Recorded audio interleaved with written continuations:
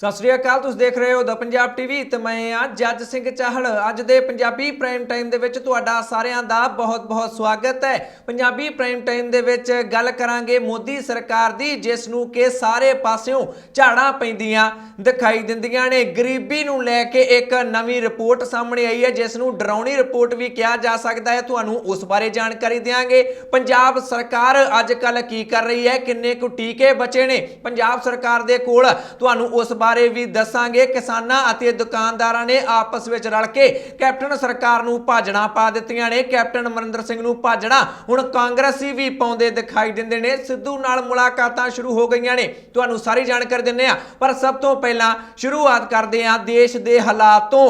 केंद्र की मोदी सरकार इस वेले जिस पासे भी जाती है, उत्थे ही उसनूं किरकिरी का सामना करना पै जाता है। पूरे देश दे विच वख-वख सूबा सरकारां दे वल्लों केंद्र सरकार तो मंग की जा रही है कि ऑक्सीजन की कमी पूरी की जानी चाहिए है। सूबा सरकारां दे वल्लों हाई कोर्ट का रुख किया जा रहा है, तो हाई कोर्टां दे वल्लों केंद्र सरकार नूं हदायतां जारी कीतियां जा रही ने, अते जो भी आदेश हाई कोर्टां दे वल्लों केंद्र सरकार नूं दित्ते जांदे ने, मोदी सरकार उन्हां आदेशां दे खिलाफ सुप्रीम कोर्ट चली जाती है। अते सुप्रीम कोर्ट दे विच भी कोई ज्यादा इज्जत बचदी मोदी सरकार दी दिखाई नहीं दिंदी है। बीते दिनी दिल्ली हाई कोर्ट दे वल्लों केंद्र सरकार नूं इह चेतावनी दित्ती गई सी कि जेकर दिल्ली दे विच तुसीं रोजाना 700 मीट्रिक टन ऑक्सीजन ना दित्ती तां इस नूं कोर्ट दी अवमानना समझिया जावेगा। तुहाडे ते परचा दर्ज करांगे, कंटेम्प्ट ऑफ कोर्ट दा केस तुहाडे खिलाफ चलाया जाएगा। इस हुक्म नूं लैके केंद्र सरकार सुप्रीम कोर्ट दे विच चली गई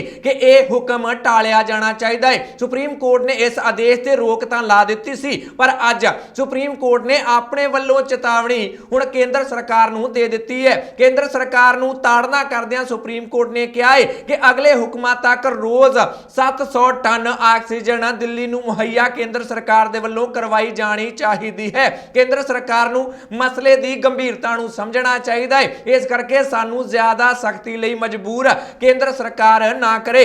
सुप्रीम कोर्ट दे वल्लों एक पैनल भी बना दिता गया, माहिरां दा पैनल बनाया गया है, जो कि वख-वख सूबियां दे विच किन्नी ऑक्सीजन की लोड़ है अते किन्नी मुहैया करवाई जा रही है, केंद्र सरकार दे वल्लों इस ते निगाह रखेगा अते सुप्रीम कोर्ट नूं सारी जानकारी देगा। इस वेले सुप्रीम कोर्ट दे विच केंद्र सरकार दे वल्लों लगातार हाई कोर्टां दे आदेशां दे खिलाफ पटीशनां पाईयां जा रही ने। गल करिए कर्नाटक दी, तां कर्नाटक दे विच इस वेले केंद्र सरकार दे वल्लों 965 मीट्रिक टन रोजाना ऑक्सीजन मुहैया करवाई जा रही है। कर्नाटक दी सरकार कहती है कि सानू 1200 मीट्रिक टन रोजाना ऑक्सीजन चाहिए है। कर्नाटक दी हाई कोर्ट दे वल्लों केंद्र सरकार नूं कह दिता गया कि 1200 मीट्रिक टन कोटा होना चाहिए है। कर्नाटक दा केंद्र सरकार छेती तो छेती कोटा वधावे, इस हुक्म के खिलाफ भी केंद्र सरकार सुप्रीम कोर्ट दे विच चली गई है। पर सुप्रीम कोर्ट ने केंद्र सरकार नूं एक वड्डा झटका दिंदिआं कहा है कि सानू कर्नाटक हाई कोर्ट दे फैसले दे विच हुक्म दे विच कोई भी गलती नजर नहीं आउंदी है। अजिहा कोई भी कारण नहीं है कि असीं तुहाडी अपील सुणीए। अपील सुणन तो ही सुप्रीम कोर्ट दे वल्लों इनकार कर दिता गया है। बीते दिनी एक अजीब खबरी आई सी, जदों मद्रास हाई कोर्ट दे वल्लों चोण कमिशन नूं कह दिता गया सी कि तुहाडे करके ही देश दे विच कोरोना फैलिया है अते मीडिया दी रिपोर्टिंग ते भी रोक लाई जानी चाहिए है। अजिही मंग भी चोण कमिशन दे वल्लों कीती गई सी अते उस दे विच भी सुप्रीम कोर्ट ने अपना फैसला सुना दिता सी। सुप्रीम कोर्ट ने कह दिता, सीधे तौर ते कह दिता कि पहली गल तां इह कि मद्रास हाई कोर्ट ने कुछ भी गलत नहीं किया है अते दूजी गल मीडिया दी रिपोर्टिंग नूं नहीं रोकिया जा सकदा। पहला एक टिप्पणी करके फैसला राखवा रख लिया सी सुप्रीम कोर्ट ने, पर हुण अपना फैसला भी सुना दिता है। दोनों मसलियां ते चोण कमिशन नूं भी सुप्रीम कोर्ट दे वल्लों झटका दे दिता गया। इस तरह हाई कोर्टां दे वल्लों जो भी निर्देश केंद्र सरकार नूं जारी कीते जांदे ने, केंद्र सरकार उन्हां नूं फॉलो करन दी थां ते उन्हां दी शिकायत, उन्हां दे खिलाफ पटीशन सुप्रीम कोर्ट दे विच पा दिंदी है ते सुप्रीम कोर्ट दे कोलों भी झटके तो इलावा केंद्र सरकार नूं होर कुछ भी नहीं लभदा है।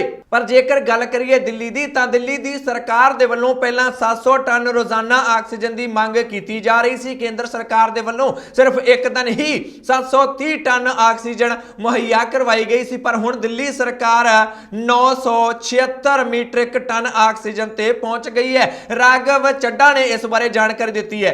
ਉਹ ਕਹਿੰਦੇ ਨੇ ਕਿ ਦਿੱਲੀ ਨੂੰ ਆਕਸੀਜਨ ਚਾਹੀਦੀ ਹੈ 976 ਮੀਟ੍ਰਿਕ ਟਨ ਰੋਜ਼ਾਨਾ ਅਤੇ ਕੇਂਦਰ ਸਰਕਾਰ ਨੇ ਸਾਨੂੰ ਬੀਤੇ ਦਿਨ ਆਕਸੀਜਨ ਦਿੱਤੀ ਹੈ 577 ਮੀਟ੍ਰਿਕ ਟਨ। ਦੇਖ ਲਓ ਕਿੰਨਾ ਜ਼ਿਆਦਾ ਗੈਪ ਹੈ। ਇਦਾਂ ਨਹੀਂ ਹੋਣਾ ਚਾਹੀਦਾ। ਜਿੰਨੀ ਆਕਸੀਜਨ ਚਾਹੀਦੀ ਹੈ ਉਹ ਆਕਸੀਜਨ ਮੁਹੱਈਆ ਕਰਵਾਈ ਜਾਣੀ ਚਾਹੀਦੀ ਹੈ। ਪਰ ਇਸ ਵੇਲੇ ਮੋਦੀ ਸਰਕਾਰ ਜਿਹੜੇ ਗੈਰ ਭਾਜਪਾਈ ਸੂਬੇ ਨੇ, ਗੈਰ ਭਾਜਪਾ ਸ਼ਾਸਿਤ ਪਾਰਟੀਆਂ ਦੇ ਸੂਬੇ ਨੇ, ਉਹਨਾਂ ਦੇ ਵਿੱਚ ਤਾਂ ਆਕਸੀਜਨ ਕੀ ਦੇਣੀ ਹੈ। ਜਿਨ੍ਹਾਂ ਦੇ ਵਿੱਚ ਭਾਜਪਾ ਦਾ ਆਪਣਾ ਰਾਜ ਹੈ, ਆਪਣੀ ਸਰਕਾਰ ਹੈ, ਉੱਥੇ ਵੀ ਆਕਸੀਜਨ ਅਤੇ ਵੈਕਸੀਨ ਮੁਹੱਈਆ ਕਰਵਾਉਣ ਦੇ ਵਿੱਚ ਕੇਂਦਰ ਸਰਕਾਰ ਨਾਕਾਮਯਾਬ ਸਾਬਤ ਹੁੰਦੀ ਦਿਖਾਈ ਦਿੰਦੀ ਹੈ। ਅਗਲੀ ਖਬਰ ਦੇ ਵੱਲ ਵਧਦੇ ਹਾਂ। लॉकडाउन एक अजिहा श्राप जिहड़ा कि सब तो ज्यादा गरीबां नूं ही टारगेट करता है। कोरोना जदों दा पिछले साल तो शुरू होया है, लॉकडाउन कदे ना कदे लगदा ही रहिंदा है।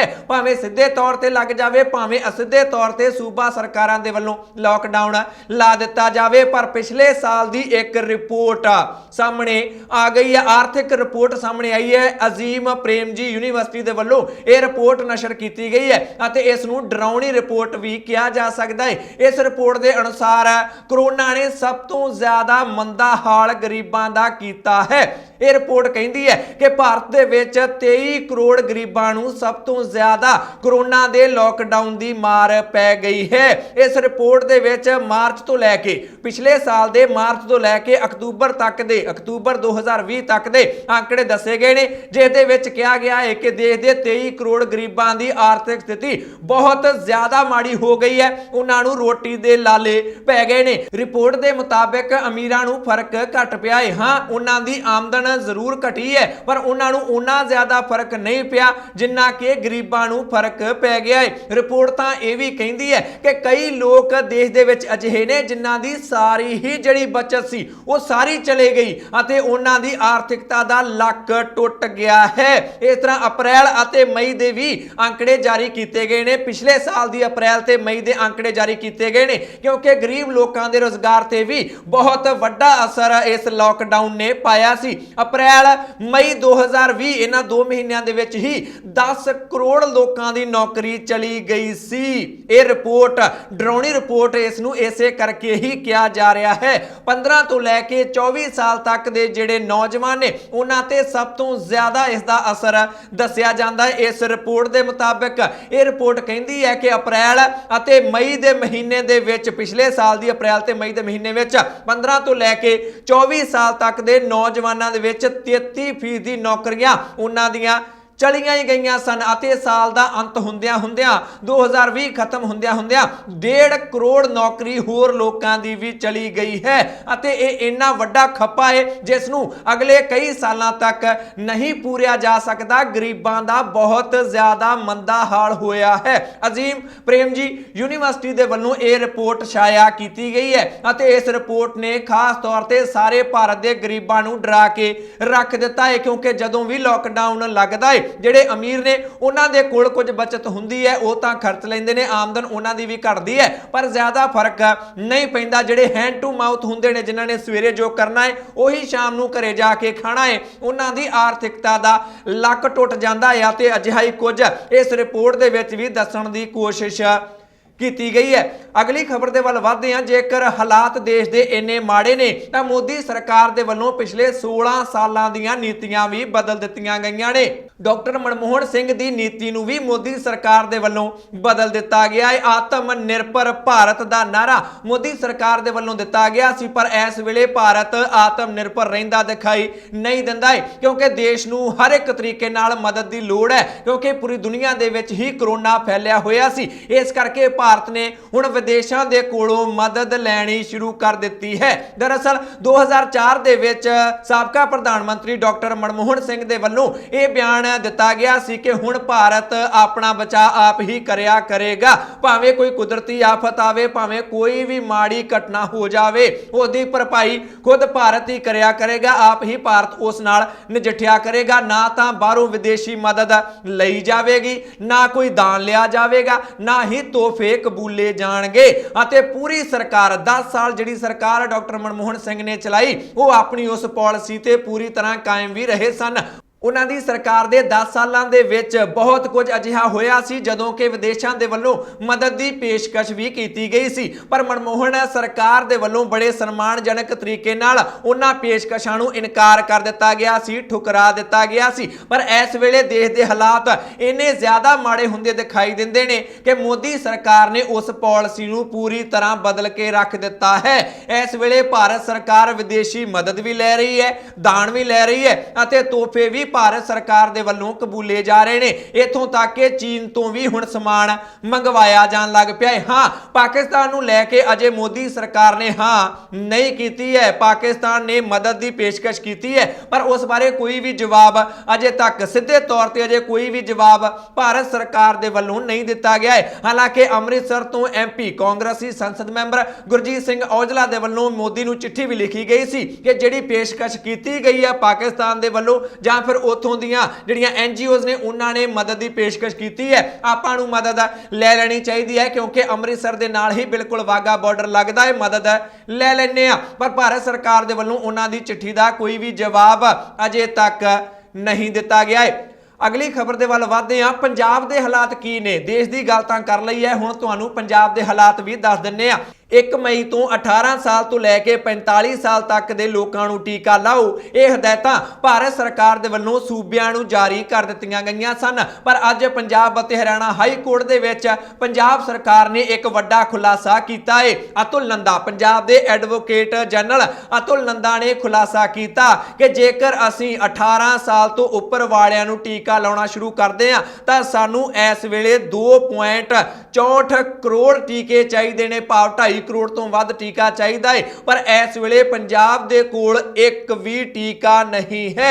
ਇਸ ਕਰਕੇ ਅਸੀਂ 18 ਪਲੱਸ ਵਾਲੀ ਵੈਕਸੀਨੇਸ਼ਨ ਦੀ ਮੁਹਿੰਮ ਸ਼ੁਰੂ ਨਹੀਂ ਕਰ ਸਕਦੇ। ਪੂਰੀ ਤਰ੍ਹਾਂ ਹੱਥ ਖੜੇ ਕਰ ਦਿੱਤੇ ਗਏ ਨੇ ਪੰਜਾਬ ਸਰਕਾਰ ਦੇ ਵੱਲੋਂ। ਉਧਰ ਦੂਜੇ ਪਾਸੇ ਪ੍ਰਧਾਨ ਮੰਤਰੀ ਨਰਿੰਦਰ ਮੋਦੀ ਨੇ ਸੂਬਿਆਂ ਨੂੰ ਟੀਕਾਕਰਨ ਦੀ ਮੁਹਿੰਮ ਹੋਰ ਵੀ ਤੇਜ਼ ਕਰਨ ਦੀ ਹਦਾਇਤ ਜਾਰੀ ਕਰ ਦਿੱਤੀ ਹੈ ਅਤੇ ਸੂਬਾ ਸਰਕਾਰਾਂ ਕਹਿ ਰਹੀਆਂ ਨੇ ਕਿ ਟੀਕੇ ਹੀ ਹੈ ਨਹੀਂ ਤਾਂ ਮੁਹਿੰਮ ਤੇਜ਼ ਕਿਵੇਂ ਕਰੀਏ। ਅਪੀਲਾਂ ਲਗਾਤਾਰ ਕੀਤੀਆਂ ਜਾ ਰਹੀਆਂ ਨੇ। ਕੈਪਟਨ ਅਮਰਿੰਦਰ ਸਿੰਘ ਨੇ ਇੱਕ ਵਾਰ ਫਿਰ ਤੋਂ ਭਾਰਤ ਸਰਕਾਰ ਨੂੰ ਅਪੀਲ ਕੀਤੀ ਹੈ ਕਿ ਸਾਨੂੰ ਵੈਕਸੀਨ ਵੀ ਦਿਓ ਅਤੇ ਆਕਸੀਜਨ ਦਾ ਵੀ ਕੋਟਾ ਪੰਜਾਬ ਦਾ ਵਧਾਇਆ ਜਾਣਾ ਚਾਹੀਦਾ ਹੈ। ਉਧਰ ਦੂਜੇ ਪਾਸੇ ਕਾਂਗਰਸੀ ਸੰਸਦ ਮੈਂਬਰ ਅੰਮ੍ਰਿਤਸਰ ਦੇ MP ਗੁਰਜੀਤ ਸਿੰਘ ਔਜਲਾ ਦੇ ਵੱਲੋਂ ਭਾਰਤ ਦੇ ਪ੍ਰਧਾਨ ਮੰਤਰੀ ਨਰਿੰਦਰ ਮੋਦੀ ਨੂੰ ਇੱਕ ਹੋਰ ਵੀ ਚਿੱਠੀ ਲਿਖ ਦਿੱਤੀ ਗਈ ਹੈ, ਜਿਸ ਵਿੱਚ ਉਹਨਾਂ ਨੇ ਆਕਸੀਜਨ ਦਾ ਹੀ ਮੁੱਦਾ ਚੁੱਕਿਆ ਹੈ। ਇੰਡੀਅਨ ਮੈਡੀਕਲ ਐਸੋਸੀਏਸ਼ਨ ਦੀ ਇੱਕ ਰਿਪੋਰਟ ਦਾ ਹਵਾਲਾ ਦਿੰਦਿਆਂ ਗੁਰਜੀਤ ਸਿੰਘ ਔਜਲਾ ਆਪਣੀ ਚਿੱਠੀ ਵਿੱਚ ਲਿਖਦੇ ਨੇ ਕਿ 2019 ਦੇ ਵਿੱਚ ਆਕਸੀਜਨ ਦਾ ਇੱਕ ਸਿਲੰਡਰ 180 ਰੁਪਏ ਦਾ ਮਿਲਦਾ ਸੀ, ਜਿਹੜਾ ਕਿ ਹੁਣ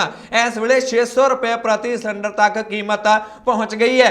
ਇਸ ਵੇਲੇ ਮਹਾਮਾਰੀ ਦਾ ਦੌਰ ਚੱਲ ਰਿਹਾ ਹੈ, ਕੀਮਤਾਂ ਤੇ ਨੱਥ ਪਾਈ ਜਾਣੀ ਚਾਹੀਦੀ ਹੈ। ਇਹ ਮੰਗ ਗੁਰਜੀਤ ਸਿੰਘ ਔਜਲਾ ਦੇ ਵੱਲੋਂ ਭਾਰਤ ਦੇ ਪ੍ਰਧਾਨ ਮੰਤਰੀ ਨਰਿੰਦਰ ਮੋਦੀ ਤੋਂ ਕਰ ਦਿੱਤੀ ਗਈ ਹੈ। ਉਹ ਕਹਿੰਦੇ ਨੇ ਕਿ ਇਸ ਵੇਲੇ ਸਗੋਂ ਆਕਸੀਜਨ ਹੋਰ ਵੀ ਸਸਤੀ ਹੋਣੀ ਚਾਹੀਦੀ ਹੈ ਅਤੇ ਇਹ ਲਗਾਤਾਰ ਮਹਿੰਗੀ ਹੁੰਦੀ ਜਾ ਰਹੀ ਹੈ। ਇਹ ਗੱਲ ਚੰਗੀ ਨਹੀਂ ਹੈ। ਅਜਿਹੇ ਹਾਲਾਤਾਂ ਨਾਲ ਜੇਕਰ ਨਜਿੱਠਣਾ ਹੈ ਤਾਂ ਵੱਧਦੀਆਂ ਕੀਮਤਾਂ ਨੂੰ ਨੱਥ ਪਾਈ ਜਾਣੀ ਚਾਹੀਦੀ ਹੈ। ਜੇਕਰ ਵੱਧਦੀਆਂ ਕੀਮਤਾਂ ਦੀ ਗੱਲ ਕਰੀਏ ਤਾਂ ਲਗਾਤਾਰ ਚੌਥੇ ਦਿਨ ਪੈਟਰੋਲ ਅਤੇ ਡੀਜ਼ਲ ਦੇ ਰੇਟ ਤੇਲ ਕੰਪਨੀਆਂ ਦੇ ਵੱਲੋਂ ਵਧਾ ਦਿੱਤੇ ਗਏ ਨੇ। 25 ਪੈਸੇ 30 ਪੈਸੇ 25 ਪੈਸੇ 30 ਪੈਸੇ ਲਗਾਤਾਰ ਇੰਨੇ ਪੈਸੇ ਕਰਕੇ ਕੀਮਤਾਂ ਵਧਾਈਆਂ ਜਾ ਰਹੀਆਂ ਨੇ। ਕੇਂਦਰ ਦੀ ਸਰਕਾਰ ਲਗਾਤਾਰ ਵਿਰੋਧੀ ਪਾਰਟੀਆਂ ਦੇ ਅਤੇ ਲੋਕਾਂ ਦੇ ਨਿਸ਼ਾਨੇ ਤੇ ਪੈਟਰੋਲ ਅਤੇ ਡੀਜ਼ਲ ਦੀਆਂ ਵੱਧਦੀਆਂ ਕੀਮਤਾਂ ਨੂੰ ਲੈ ਕੇ ਨਿਸ਼ਾਨੇ ਤੇ ਆਉਂਦੀ ਦਿਖਾਈ ਦਿੰਦੀ ਹੈ।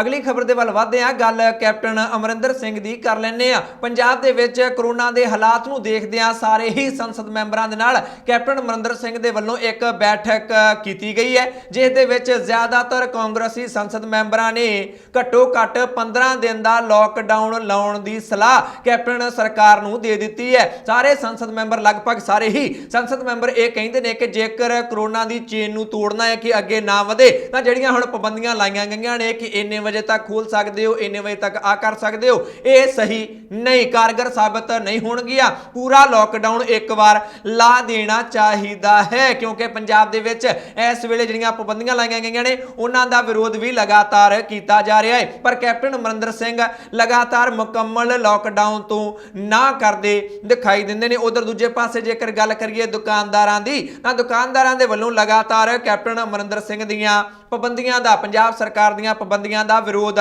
ਕੀਤਾ ਜਾ ਰਿਹਾ ਹੈ। ਬਹੁਤ ਸਾਰੇ ਜ਼ਿਲ੍ਹਿਆਂ ਦੇ ਵਿੱਚ ਜਦੋਂ ਵਿਰੋਧ ਹੋਇਆ ਤਾਂ ਹੁਣ ਕੈਪਟਨ ਸਰਕਾਰ ਕੁਝ ਨਰਮ ਪੈਂਦੀ ਦਿਖਾਈ ਦਿੰਦੀ ਹੈ ਅਤੇ ਬਹੁਤ ਸਾਰੇ ਜ਼ਿਲ੍ਹਿਆਂ ਦੇ ਵਿੱਚ ਹੁਣ ਦੁਕਾਨਾਂ ਖੋਲ੍ਹਣ ਦੀ ਇਜਾਜ਼ਤ ਵੀ ਦਿੱਤੀ ਜਾ ਰਹੀ ਹੈ। ਬਠਿੰਡਾ ਪ੍ਰਸ਼ਾਸਨ ਦੇ ਵੱਲੋਂ ਗੈਰ ਜ਼ਰੂਰੀ ਦੁਕਾਨਾਂ ਨੂੰ ਵੀ 2 ਵਜੇ ਤੱਕ ਖੋਲ੍ਹਣ ਦੀ ਇਜਾਜ਼ਤ ਦੇ ਦਿੱਤੀ ਗਈ ਹੈ। ਤਰਨਤਾਰਨ ਦੇ ਵਿੱਚ ਵੀ ਇਹੀ ਫਾਰਮੂਲਾ ਅਪਣਾਉਣ ਦੀ ਕੋਸ਼ਿਸ਼ ਕੀਤੀ ਜਾ ਰਹੀ ਹੈ ਅਤੇ ਮੁਹਾਲੀ ਦੇ ਵਿੱਚ ਵੀ ਸਲਾਹਾਂ ਕੀਤੀਆਂ ਜਾ ਰਹੀਆਂ ਨੇ ਕਿ ਕਿਸ ਤਰੀਕੇ ਨਾਲ ਬਾਕੀ ਦੁਕਾਨਾਂ ਨੂੰ ਵੀ ਖੋਲ੍ਹਿਆ ਜਾ ਸਕੇ। ਨਵੇਂ ਤੋਂ ਨਵਾਂ ਫਾਰਮੂਲਾ ਤਿਆਰ ਕਰਨ ਦੀ ਕੋਸ਼ਿਸ਼ ਹੁਣ ਪ੍ਰਸ਼ਾਸਨ ਦੇ ਵੱਲੋਂ ਕੀਤੀ ਜਾਣ ਲੱਗੀ ਹੈ। ਪਰ ਭਾਵੇਂ ਕੈਪਟਨ ਸਰਕਾਰ ਕੁਝ ਨਰਮ ਹੋਈ ਹੈ, ਪਰ ਕਿਸਾਨਾਂ ਦੇ ਵੱਲੋਂ ਜੋ ਐਲਾਨ ਕੀਤਾ ਗਿਆ ਹੈ ਕਿ ਉਹ ਲੋਕਡਾਊਨ ਦਾ ਵਿਰੋਧ ਕਰਨਗੇ, ਕਿਸਾਨ ਅਤੇ ਦੁਕਾਨਦਾਰ ਆਪਸ ਵਿੱਚ ਮਿਲ ਕੇ ਵਿਰੋਧ ਕਰਨਗੇ, ਉਸਨੇ ਕੈਪਟਨ ਸਰਕਾਰ ਨੂੰ ਭਾਜਣਾ ਪਾ ਕੇ ਰੱਖ ਦਿੱਤੀਆਂ ਨੇ। ਪੰਜਾਬ ਦੇ ਵਿੱਚ ਜਿਹੜੇ ਕਿਸਾਨ ਬੈਠੇ ਨੇ, ਕਿਸਾਨ ਜਥੇਬੰਦੀਆਂ ਦੇ ਕਾਰਕੁਨ ਜਿਹੜੇ ਪੰਜਾਬ ਦੇ ਵਿੱਚ ਬੈਠੇ ਨੇ, ਉਹਨਾਂ ਦੇ ਵੱਲੋਂ ਪੂਰੀ ਤਰ੍ਹਾਂ ਤਿਆਰੀਆਂ ਕੀਤੀਆਂ ਜਾ ਰਹੀਆਂ ਨੇ ਕਿ ਸੜਕਾਂ ਤੇ ਆ ਕੇ ਲੋਕਡਾਊਨ ਦਾ ਵਿਰੋਧ ਕਰਨਾ ਹੈ। ਦੁਕਾਨਦਾਰਾਂ ਨੂੰ ਇਸ ਵੇਲੇ ਸਮਝ ਨਹੀਂ ਆ ਰਿਹਾ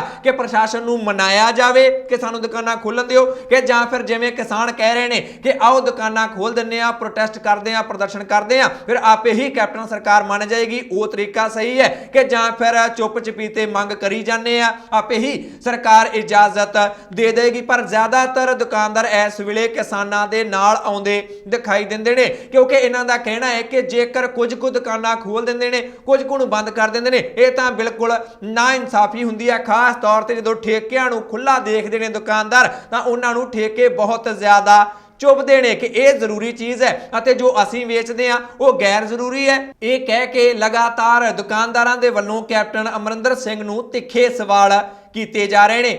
ਅਗਲੀ ਖਬਰ ਦੇ ਵੱਲ ਵਧਦੇ ਹਾਂ, ਜਿਹੜੀ ਕਿ ਕੈਪਟਨ ਸਰਕਾਰ ਦੇ ਨਾਲ, ਕਾਂਗਰਸ ਪਾਰਟੀ ਦੇ ਨਾਲ ਜੁੜੀ ਹੋਈ ਹੈ। ਕੈਪਟਨ ਅਮਰਿੰਦਰ ਸਿੰਘ ਦੇ ਵੱਲੋਂ ਭਾਵੇਂ ਦਾਅਵਾ ਕੀਤਾ ਜਾ ਰਿਹਾ ਹੈ ਕਿ 85% ਦੀ ਵਾਅਦੇ ਮੈਂ ਪੂਰੇ ਕਰ ਦਿੱਤੇ ਨੇ, ਨੰਬਰ 1 ਮੁੱਖ ਮੰਤਰੀ ਬਣ ਗਿਆ ਹਾਂ, ਪਰ ਇਹ ਗੱਲ ਉਹਨਾਂ ਦੇ ਆਪਣੇ ਹੀ ਸਾਥੀ ਕਬੂਲਦੇ ਦਿਖਾਈ ਨਹੀਂ ਦਿੰਦੇ। ਕਾਂਗਰਸ ਦੇ ਵਿੱਚ ਹੁਣ ਕੈਪਟਨ ਅਮਰਿੰਦਰ ਸਿੰਘ ਦੇ ਖਿਲਾਫ ਮੋਰਚੇਬੰਦੀ ਦਾ ਦੌਰ ਸ਼ੁਰੂ ਹੋ ਗਿਆ ਹੈ। ਖਾਸ ਤੌਰ ਤੇ ਬੇਅਦਬੀ ਕਾਂਡ ਅਤੇ ਗੋਲੀ ਕਾਂਡ ਨੂੰ ਲੈ ਕੇ ਹੁਣ ਖਬਰਾਂ ਸਾਹਮਣੇ ਆ ਰਹੀਆਂ ਨੇ ਕਿ ਪੰਚਕੂਲਾ ਦੇ ਵਿੱਚ ਨਵਜੋਤ ਸਿੰਘ ਸਿੱਧੂ ਦੇ ਨਾਲ ਕੁਝ ਕਾਂਗਰਸੀ ਵਿਧਾਇਕਾਂ ਅਤੇ ਕਾਂਗਰਸੀ ਮੰਤਰੀਆਂ ਦੇ ਵੱਲੋਂ ਇੱਕ ਗੁਪਤ ਬੈਠਕ ਕੀਤੀ ਗਈ ਹੈ। ਇਹਨਾਂ ਵਿਧਾਇਕਾਂ ਦੇ ਵਿੱਚ ਫਤਿਹ ਜੰਗ ਸਿੰਘ ਬਾਜਵਾ, ਬਲਵਿੰਦਰ ਸਿੰਘ ਲਾਡੀ, ਪ੍ਰਗਟ ਸਿੰਘ, ਮੰਤਰੀਆਂ ਦੇ ਵਿੱਚ ਚਰਨਜੀਤ ਚੰਨੀ ਅਤੇ ਸੁਖਜਿੰਦਰ ਸਿੰਘ ਰੰਧਾਵਾ ਸ਼ਾਮਿਲ ਨੇ। ਇਹਨਾਂ ਵਿਧਾਇਕਾਂ ਅਤੇ ਮੰਤਰੀਆਂ ਦੇ ਵੱਲੋਂ ਬੈਠਕ ਕੀਤੀ ਗਈ ਹੈ ਨਵਜੋਤ ਸਿੰਘ ਸਿੱਧੂ ਦੇ ਨਾਲ ਅਤੇ ਖਬਰਾਂ ਦੇ ਮੁਤਾਬਕ ਇਸ ਬੈਠਕ ਦਾ ਏਜੰਡਾ ਬੇਅਦਬੀ ਕਾਂਡ ਹੀ ਹੈ। ਪਰ ਹੁਣ ਸੋਚਿਆ ਇਹ ਜਾ ਰਿਹਾ ਹੈ ਕਿ ਜੇਕਰ ਗੁਪਤ ਬੈਠਕ ਕਰਨੀ ਹੀ ਸੀ ਤਾਂ ਕਾਂਗਰਸੀਆਂ ਨੂੰ ਆਪਸ ਵਿੱਚ ਬੈਠ ਕੇ ਕਰਨੀ ਚਾਹੀਦੀ ਸੀ। ਨਵਜੋਤ ਸਿੰਘ ਸਿੱਧੂ ਨੇ ਤਾਂ ਸਿੱਧੇ ਤੌਰ ਤੇ ਕੈਪਟਨ ਅਮਰਿੰਦਰ ਸਿੰਘ ਦੇ ਖਿਲਾਫ ਮੋਰਚਾ ਖੋਲ੍ਹਿਆ ਹੋਇਆ ਹੈ। ਉਹਨਾਂ ਦੇ ਨਾਲ ਬੈਠਕ ਕਿਉਂ ਕੀਤੀ ਗਈ ਹੈ? ਇਸ ਬੈਠਕ ਨੇ ਕਈ ਤਰ੍ਹਾਂ ਦੀਆਂ ਚਰਚਾਵਾਂ ਨੂੰ ਜਨਮ ਦੇ ਦਿੱਤਾ ਹੈ। ਦਰਅਸਲ ਜਦੋਂ ਤੋਂ SIT ਦੀ ਰਿਪੋਰਟ ਅਤੇ SIT ਨੂੰ ਵੀ ਹਾਈ ਕੋਰਟ ਦੇ ਵੱਲੋਂ ਖਾਰਜ ਕੀਤਾ ਗਿਆ ਹੈ, ਕਾਂਗਰਸੀਆਂ ਨੂੰ ਡਰ ਲੱਗਣ ਲੱਗ ਪਿਆ ਹੈ। ਉਹਨਾਂ ਨੂੰ ਇਹ ਡਰ ਹੈ ਕਿ ਹੁਣ ਲੋਕਾਂ ਦੇ ਵਿੱਚ ਕਿਵੇਂ ਜਾਵਾਂਗੇ, ਵੋਟਾਂ ਸਿਰ ਤੇ ਆਈ ਜਾਂਦੀਆਂ ਨੇ। ਖੁੱਲ ਕੇ ਔਨ ਕੈਮਰਾ ਮੀਡੀਆ ਦੇ ਵਿੱਚ ਆ ਕੇ ਬਹੁਤ ਸਾਰੇ ਕਾਂਗਰਸੀ ਲੀਡਰ ਇਸ ਗੱਲ ਨੂੰ ਕਬੂਲ ਵੀ ਚੁੱਕੇ ਨੇ ਕਿ ਹਾਂ ਅਸੀਂ ਨਹੀਂ ਕੀਤਾ ਇਹ ਕੰਮ ਜਿਹੜਾ ਕਿਹਾ ਸੀ 2017 ਦੀਆਂ ਚੋਣਾਂ ਤੋਂ ਪਹਿਲਾਂ ਕਿਹਾ ਸੀ। ਬਾਦਲਾਂ ਨੂੰ ਫੜ ਕੇ ਅੰਦਰ ਸੁੱਟਾਂਗੇ, ਉਹਨਾਂ ਨੇ ਬੇਅਦਬੀ ਕਰਵਾਈ ਹੈ। ਬਾਦਲਾਂ ਨੂੰ ਫੜ ਕੇ ਅੰਦਰ ਸੁੱਟਾਂਗੇ, ਉਹਨਾਂ ਨੇ ਹੀ ਦੋਵੇਂ ਗੋਲੀ ਕਾਂਡ ਕਰਵਾਏ ਨੇ, ਬੈਬਲ ਕਲਾਂ ਅਤੇ ਕੋਟਕਪੁਰਾ ਗੋਲੀ ਕਾਂਡ ਉਹਨਾਂ ਨੇ ਕਰਵਾਏ ਨੇ, ਉਹਨਾਂ ਨੂੰ ਸਜ਼ਾਵਾਂ ਦੇਾਂਗੇ। ਹੁਣ ਅਸੀਂ ਕੁਝ ਵੀ ਨਹੀਂ ਕੀਤਾ ਹੈ, ਸਾਡੀ ਸਰਕਾਰ ਖਤਮ ਹੋਣ ਵਾਲੀ ਹੈ, ਲੋਕਾਂ ਦੇ ਵਿੱਚ ਕਿਵੇਂ ਜਾਵਾਂਗੇ, ਲੋਕਾਂ ਨੇ ਸਾਨੂੰ ਛਿੱਤਰ ਮਾਰਨੇ ਨੇ। ਅਤੇ ਇਸੇ ਕਰਕੇ ਹੀ ਨਵਜੋਤ ਸਿੰਘ ਸਿੱਧੂ ਨੇ ਵੀ ਮੋਰਚਾ ਖੋਲ੍ਹਿਆ ਹੋਇਆ ਸੀ ਅਤੇ ਕਾਂਗਰਸੀ ਲੀਡਰਾਂ ਦਾ ਸਾਥ ਨਵਜੋਤ ਸਿੰਘ ਸਿੱਧੂ ਨੂੰ ਮਿਲਦਾ ਦਿਖਾਈ ਦਿੰਦਾ ਹੈ। ਹੁਣ ਖਬਰਾਂ ਤਾਂ ਇਹ ਵੀ ਆ ਰਹੀਆਂ ਨੇ ਕਿ ਆਉਣ ਵਾਲੇ ਦਿਨਾਂ ਦੇ ਵਿੱਚ ਪੰਜਾਬ ਕਾਂਗਰਸ ਦੇ ਸਾਬਕਾ ਪ੍ਰਧਾਨਾਂ ਦੇ ਨਾਲ ਨਵਜੋਤ ਸਿੰਘ ਸਿੱਧੂ ਮੀਟਿੰਗਾਂ ਕਰ ਸਕਦੇ ਨੇ। ਕਿਹੜੇ ਸਾਬਕਾ ਪ੍ਰਧਾਨ? ਸ਼ਮਸ਼ੇਰ ਸਿੰਘ ਦੂਲੋ ਅਤੇ ਪ੍ਰਤਾਪ ਸਿੰਘ ਬਾਜਵਾ ਦੇ ਨਾਲ। ਇਹਨਾਂ ਦੋਨਾਂ ਵੱਡੇ ਕਾਂਗਰਸੀ ਲੀਡਰਾਂ ਦੇ ਨਾਲ ਨਵਜੋਤ ਸਿੰਘ ਸਿੱਧੂ ਦੇ ਵੱਲੋਂ ਮੁਲਾਕਾਤਾਂ ਕੀਤੀਆਂ ਜਾ ਸਕਦੀਆਂ ਨੇ। ਇਸ ਤਰ੍ਹਾਂ ਪੰਜਾਬ ਦੀ ਸਿਆਸਤ ਦੇ ਵਿੱਚ ਭੁਚਾਲ ਆਉਂਦਾ ਦਿਖਾਈ ਦਿੰਦਾ ਹੈ। ਮਨਦੀਪ ਸਿੰਘ ਮੰਨਾ ਨੇ ਕਿਹਾ ਹੈ ਕਿ ਇਸ ਵੇਲੇ ਕਾਂਗਰਸ ਹਾਈ ਕਮਾਂਡ ਚਾਹੁੰਦੀ ਹੈ ਕਿ ਕੈਪਟਨ ਨੂੰ ਪਾਸੇ ਕਰਕੇ ਨਵਜੋਤ ਸਿੰਘ ਸਿੱਧੂ ਨੂੰ ਮੁੱਖ ਮੰਤਰੀ ਦਾ ਉਮੀਦਵਾਰ ਬਣਾਉਣਾ ਚਾਹੀਦਾ ਹੈ, ਕਿਉਂਕਿ ਕੈਪਟਨ ਅਮਰਿੰਦਰ ਸਿੰਘ ਬਦਨਾਮ ਹੋ ਚੁੱਕੇ ਨੇ ਕਿ ਇਹ ਤਾਂ ਬਾਦਲਾਂ ਨਾਲ ਰਲੇ ਹੋਏ ਨੇ। ਜਿਸ ਤਰ੍ਹਾਂ ਹੁਣ ਨਵਜੋਤ ਸਿੰਘ ਸਿੱਧੂ ਦੇ ਨਾਲ ਕਾਂਗਰਸੀ ਲੀਡਰਾਂ ਦੇ ਵੱਲੋਂ ਮੁਲਾਕਾਤਾਂ ਕੀਤੀਆਂ ਜਾਣ ਲੱਗ ਪਈਆਂ ਨੇ। ਉਹ ਵੀ ਉਹ ਕਾਂਗਰਸੀ ਲੀਡਰ ਜਿਹੜੇ ਕਿ ਨਵਜੋਤ ਸਿੰਘ ਸਿੱਧੂ ਨਾਲ ਨਹੀਂ ਸਗੋਂ ਕੈਪਟਨ ਦੇ ਹੱਕ ਵਿੱਚ ਭੁਗਤਦੇ ਸਨ, ਸੁਖੀ ਰੰਧਾਵਾ ਵਰਗੇ, ਉਹਨਾਂ ਦੇ ਵੱਲੋਂ ਜੇਕਰ ਨਵਜੋਤ ਸਿੰਘ ਸਿੱਧੂ ਦੇ ਨਾਲ ਮੁਲਾਕਾਤਾਂ ਕੀਤੀਆਂ ਜਾਣ ਲੱਗ ਪਈਆਂ ਨੇ ਤਾਂ ਇਸ ਦਾ ਬਹੁਤ ਵੱਡਾ ਮਤਲਬ ਕੱਢਿਆ ਜਾ ਸਕਦਾ ਹੈ। ਉਧਰ ਦੂਜੇ ਪਾਸੇ ਰਾਜ ਸਭਾ ਮੈਂਬਰ ਪ੍ਰਤਾਪ ਸਿੰਘ ਬਾਜਵਾ ਦੇ ਵੱਲੋਂ ਲਗਾਤਾਰ ਕੈਪਟਨ ਅਮਰਿੰਦਰ ਸਿੰਘ ਤੇ ਦਬਾਅ ਬਣਾਇਆ ਜਾ ਰਿਹਾ ਹੈ। ਉਹਨਾਂ ਨੇ ਇੱਕ ਵਾਰ ਫਿਰ ਤੋਂ ਕੈਪਟਨ ਨੂੰ ਚਿੱਠੀ ਲਿਖ ਦਿੱਤੀ ਹੈ। ਚਿੱਠੀ ਦੇ ਵਿੱਚ ਮੰਗ ਕੀਤੀ ਗਈ ਹੈ ਕਿ ਬੇਅਦਬੀ ਕਾਂਡ ਦੇ ਦੋਸ਼ੀ ਅਤੇ ਗੋਲੀ ਕਾਂਡ ਦੇ ਦੋਸ਼ੀ ਫੜ ਕੇ ਅੰਦਰ ਦਿੱਤੇ ਜਾਣੇ ਚਾਹੀਦੇ ਨੇ। ਆਪਾਂ ਵਾਅਦੇ ਕੀਤੇ ਸਨ, ਸਾਨੂੰ ਵਾਅਦੇ ਪੂਰੇ ਕਰਨੇ ਚਾਹੀਦੇ ਨੇ। ਇੱਕ ਹੋਰ ਵੀ ਬਹੁਤ ਵੱਡੀ ਗੱਲ ਹੈ ਕਿ ਜਦੋਂ ਤੋਂ SIT ਖਾਰਜ ਕੀਤੀ ਗਈ ਹੈ ਹਾਈ ਕੋਰਟ ਦੇ ਵੱਲੋਂ, ਉਸ ਤੋਂ ਬਾਅਦ ਅਜੇ ਤੱਕ ਕੈਪਟਨ ਸਰਕਾਰ ਦੇ ਵੱਲੋਂ ਨਵੀਂ SIT ਬਣਾਈ ਨਹੀਂ ਗਈ ਹੈ। ਜਦੋਂ ਨਵੀਂ SIT ਬਣੀ ਨਹੀਂ ਹੈ, ਉਹ ਆਪਣੀ ਰਿਪੋਰਟ ਕਦੋਂ ਤਿਆਰ ਕਰੇਗੀ, ਕਦੋਂ ਜਾਂਚ ਕਰੇਗੀ, ਕਦੋਂ ਰਿਪੋਰਟ ਹਾਈ ਕੋਰਟ ਦੇ ਵਿੱਚ ਜਾਏਗੀ, ਕਦੋਂ ਦੋਸ਼ੀਆਂ ਨੂੰ ਸਜ਼ਾ ਮਿਲੇਗੀ। ਇਸ ਨੂੰ ਲੈ ਕੇ ਵੀ ਕਾਂਗਰਸੀ ਦੁਚਿੱਤੀ ਦੇ ਵਿੱਚ ਪੈਂਦੇ ਦਿਖਾਈ ਦਿੰਦੇ ਨੇ। ਇਹੀ ਸਵਾਲ ਪ੍ਰਤਾਪ ਸਿੰਘ ਬਾਜਵਾ ਨੇ ਵੀ ਆਪਣੀ ਚਿੱਠੀ ਦੇ ਵਿੱਚ ਚੁੱਕ ਦਿੱਤਾ ਹੈ। ਕਹਿੰਦੇ ਨੇ ਛੇਤੀ ਤੋਂ ਛੇਤੀ SIT ਬਣਾਈ ਜਾਣੀ ਚਾਹੀਦੀ ਹੈ। ਮਹੀਨੇ ਡੇਢ ਮਹੀਨੇ ਦੇ ਵਿੱਚ ਹੀ ਉਸ SIT ਨੂੰ ਰਿਪੋਰਟ ਦੇ ਦੇਣੀ ਚਾਹੀਦੀ ਹੈ ਤਾਂ ਜੋ ਦੋਸ਼ੀਆਂ ਨੂੰ ਸਲਾਖਾਂ ਪਿੱਛੇ ਸੁੱਟਿਆ ਜਾ ਸਕੇ, ਤਾਂ ਹੀ ਲੋਕਾਂ ਦੇ ਵਿੱਚ ਜਾਣ ਜੋਗਰੇ ਹੋਵਾਂਗੇ। ਹੁਣ ਕਾਂਗਰਸੀਆਂ ਦੇ ਵੱਲੋਂ ਲਗਾਤਾਰ ਕੈਪਟਨ ਅਮਰਿੰਦਰ ਸਿੰਘ ਤੇ ਦਬਾਅ ਬਣਾਉਣ ਦੀ ਕੋਸ਼ਿਸ਼ ਕੀਤੀ ਜਾ ਰਹੀ ਹੈ। ਸਵਾਲ ਤੁਹਾਡੇ ਕੋਲੋਂ ਪੁੱਛ ਲੈਣਾ ਚਾਹੁੰਦੇ ਆ ਕਿ ਜਿਸ ਤਰੀਕੇ ਨਾਲ ਗੁਪਤ ਬੈਠਕਾਂ ਹੁਣ ਕਾਂਗਰਸੀਆਂ ਦੇ ਵੱਲੋਂ ਨਵਜੋਤ ਸਿੰਘ ਸਿੱਧੂ ਦੇ ਨਾਲ ਕੀਤੀਆਂ ਜਾਣ ਲੱਗ ਪਈਆਂ ਨੇ, ਇਸ ਬਾਰੇ ਤੁਹਾਡੀ ਕੀ ਰਾਏ ਹੈ? ਤੁਹਾਨੂੰ ਕੀ ਲੱਗਦਾ ਹੈ ਕਿ ਅਜਿਹਾ ਕਾਂਗਰਸੀਆਂ ਦੇ ਵੱਲੋਂ ਕਿਉਂ ਕੀਤਾ ਜਾ ਰਿਹਾ ਹੈ? ਜੋ ਵੀ ਤੁਹਾਨੂੰ ਲੱਗਦਾ ਹੈ ਕਮੈਂਟ ਕਰਕੇ ਆਪਣੀ ਰਾਏ ਜ਼ਰੂਰ ਦਿਓ। ਇਹ ਸਨ ਕੁਝ ਉਹ ਖਬਰਾਂ ਜੋ ਤੁਹਾਡੇ ਤੱਕ ਪਹੁੰਚਾਉਣੀਆਂ ਬਹੁਤ ਜ਼ਰੂਰੀ ਸਨ। ਇਹਨਾਂ ਖਬਰਾਂ ਵਿੱਚੋਂ ਕਿਸੇ ਖਬਰ ਬਾਰੇ ਜਾਂ ਫਿਰ ਪੰਜਾਬੀ ਪ੍ਰਾਈਮ ਟਾਈਮ ਬਾਰੇ ਤੁਹਾਡੀ ਕੋਈ ਵੀ ਰਾਏ ਜਾਂ ਸੁਝਾਅ ਹੈ ਤਾਂ ਕਮੈਂਟ ਕਰਕੇ ਆਪਣੀ ਰਾਏ ਜ਼ਰੂਰ ਦਿਓ। ਚੈਨਲ ਤੇ ਬਣੇ ਰਹਿਣਾ ਚਾਹੁੰਦੇ ਹੋ ਤਾਂ ਸਬਸਕ੍ਰਾਈਬ ਕਰ ਲਓ, ਬੈਲ ਵਾਲਾ ਬਟਨ ਜ਼ਰੂਰ ਦਬਾ ਲੈਣਾ, ਫੇਸਬੁੱਕ ਤੇ ਪੇਜ ਲਾਈਕ ਕਰ ਲਓ। ਮੈਂ ਜੱਜ ਸਿੰਘ ਚਾਹਲ ਅਗਲੀ ਵਾਰ ਫਿਰ ਹਾਜ਼ਰ ਹੋਵਾਂਗਾ। ਤੁਸੀਂ ਦੇਖਦੇ ਰਹੋ ਦ ਪੰਜਾਬ TV, ਹਰ ਖਬਰ ਦਾ ਸੱਚ।